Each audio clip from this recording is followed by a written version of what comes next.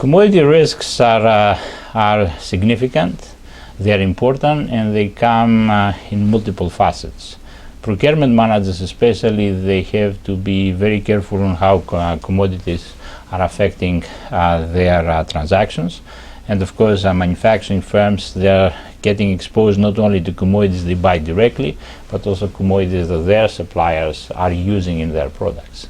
And that indirect exposure to commodity risk is something that our supply chain theory clearly identified and very carefully captured. So the answer of our theory is simple. I'm going to look at one product at a time, one supply chain at a time. What is my role in the supply chain? Am I the supplier or am I the buyer? Am I upstream or am I downstream? What is the volatility and what are the threats that that volatility creates? Discontinuity of supply on the part of my suppliers, or potential of some of my buyers failing to execute on some of the placed orders upon me. Those are things that I have to consider. Then the important thing is, how much power do I have? Can I pass some of the risks to the other player? If I cannot, then I have to start thinking about it. What am I going to do about it? But also the most important thing is, my actions are not independent of the actions of my counterparties. I got to find a way to have information about what they're planning to do and what is their overall perspective on hedging or not hedging. And if they hedge, then especially if I'm a downstream player, I would like to be hedging as well. If I am an upstream player, I have to see if it makes sense for me to hedge or not. And of course, quite a lot of that has to deal with the risks that my downstream player is facing in the presence of volatility. Hedging is a more complex issue that relative to what are the answers out there.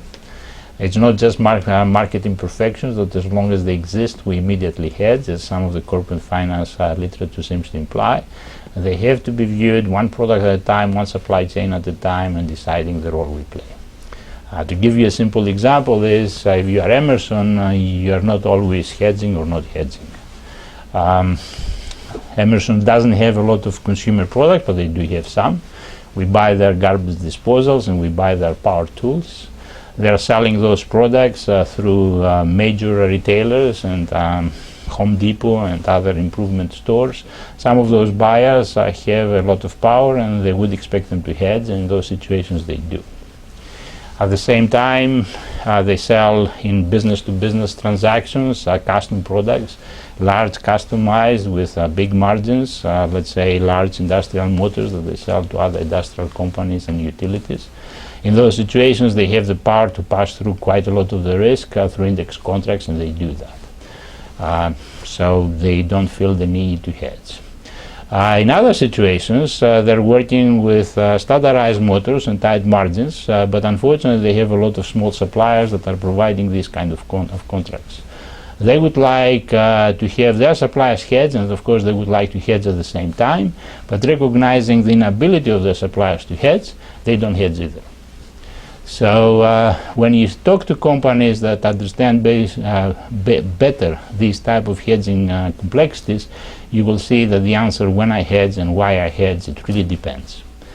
And it's not like we fully understand everything, but for sure there are differential hedging practices out there that our theory allows us to better explain and give some good advice for the supply chain managers.